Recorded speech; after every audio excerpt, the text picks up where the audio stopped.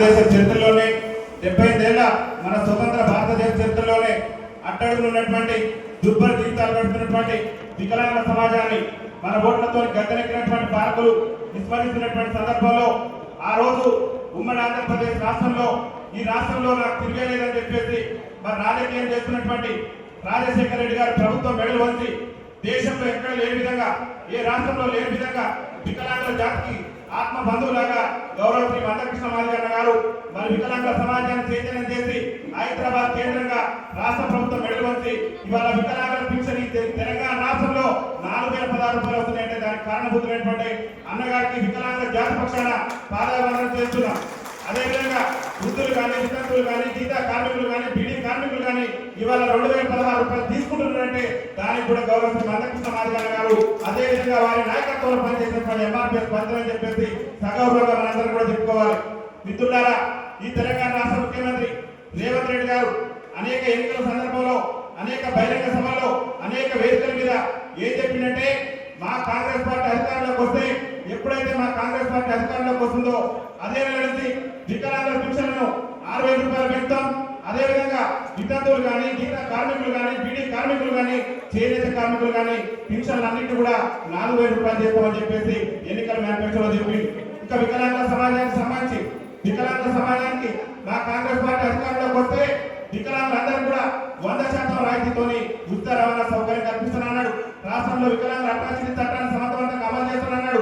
రాష్ట్రంలో వికలాంగుల బ్యాక్లాగ్ ఉద్యోగాలను భర్తీ చేస్తామన్నాడు. వికలాంగుల సమాజానికి సంబంధించి కాంగ్రెస్ పార్టీ ఎన్నికల మేనిఫెస్టోలో ఇచ్చినటువంటి ఏ ఒక్క హామీని కూడా నెరవేర్చలేదు.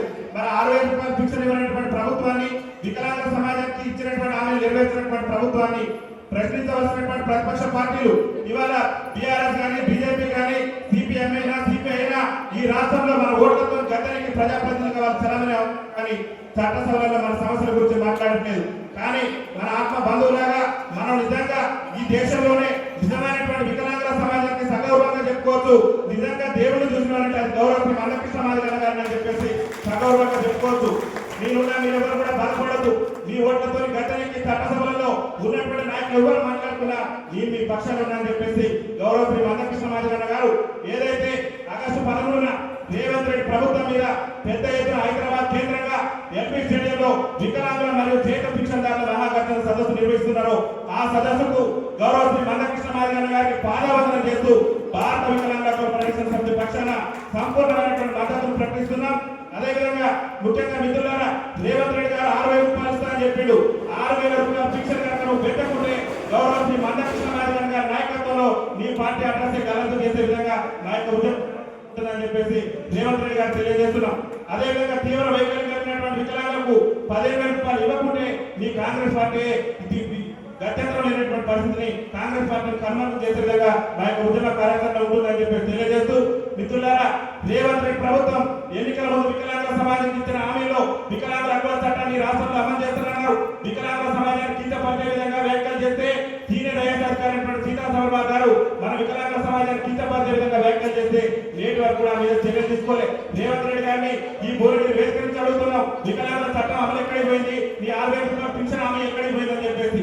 అదేవిధంగా వృద్ధులకు కానివ్వండి, గీతా కార్మికులు కానివ్వండి, పెంచుతున్నటువంటి పింఛన్లో నేటికి కూడా పెంచకుండా కాలయాపన చేస్తున్నటువంటి సందర్భంలో మనందరి దేవుడు, మనందరి ఆత్మబంధువైనటువంటి గౌరవ శ్రీ మందకృష్ణ మాదిగన్న గారు మన జాతిని మొత్తం కూడా చైతన్యం చేసి హైదరాబాద్ కేంద్రంగా అన్నగారు అన్నారు దాదాపు 10 లక్షలు అన్నారు. 10 లక్షలు గారు అవసరమైతే మనం 17 లక్షలకు మించకుండా హైదరాబాద్ కేంద్రంగా గౌరవ శ్రీ మందకృష్ణ మాదిగన్న నాయకత్వంలో ఈ రాష్ట్ర ముఖ్యమంత్రి రేవంత్ రెడ్డి మెడల్ వచ్చి 6000 రూపాయల పింఛన్ సాధించుకుందాం, 15000 రూపాయలు సాధించుకుందామని.